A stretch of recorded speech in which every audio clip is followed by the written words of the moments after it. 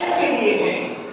آج نیت کر لو میں ہر لمحہ، ہر سیکنڈ، ہر پل قرآن کے دامن کو تھامے رکھوں گا. اور نیت یہ کر لو جیسے میں دوستوں کے لیے وقت نکالا، جیسے میں رشتہ داروں کے لیے وقت نکالا، اسی طرح میں آج سے کم از کم 2 پیپر قرآن شریف کے پڑھوں گا. کتنے پیپر؟ 2 پیپر. قرآن شریف پڑھنا نہیں آتا، وضو اچھے سے کرو، وضو اچھے سے کرو، مصلی بچھا لو، اور دھول لگی ہے اس اپنے ہاتھوں سے صاف کر کے کہو اے اللہ میں نے قرآن کی دھول کو صاف کر دیا، آپ میرے گناہوں کو صاف کر دیجیے.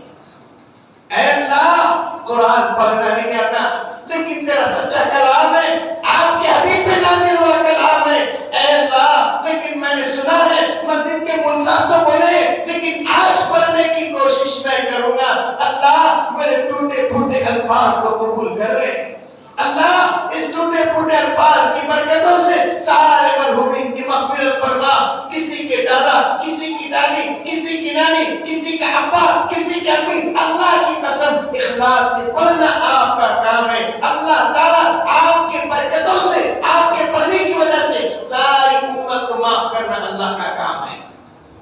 آپ پڑھو، اللہ سے مانگو اے اللہ میں رمضان کی تیاری کے لیے قرآن شریف کو پڑھ رہا ہوں. 30 شعبان تک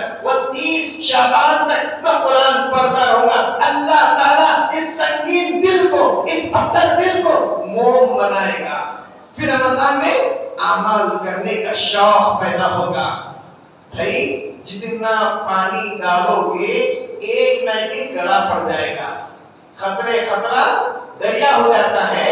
اسی طرح آپ دیکھیں گے خطرہ جب دبکتا ہے ایک مستقل ایک نظام کے طور پہ گاہ بن جاتا ہے.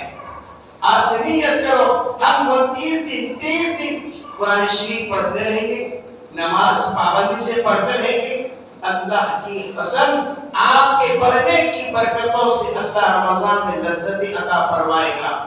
ورنہ ہوتا ہی کیا، رمضان کا مقدس مہینہ ہے لیکن قرآن شریف پڑھنا دل نہیں بولتا، ذکر میں دل نہیں لگتا، وہی دوستوں میں باتوں میں دل لگ رہے، وہی سیل فون میں دل لگ